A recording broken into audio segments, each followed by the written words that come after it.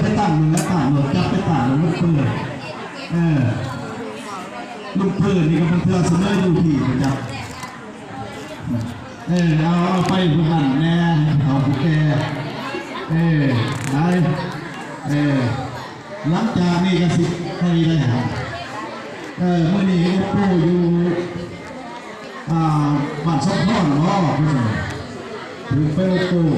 เท่าไรต่อยอดยศไงได้ตัวเชี่ยนเลยป้านะสิบอกเขาเท่าไรเอาป้านะอยากสิบอกตัวเชี่ยนก็ไม่มีป้ายเนาะ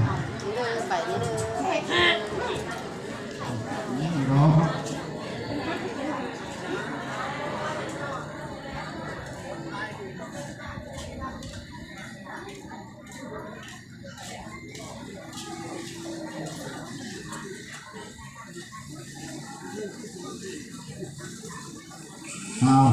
ท่านเลยเข้าใจ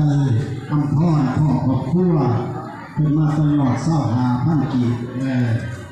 ท่านอนุกรรมการเขาได้รับแล้ว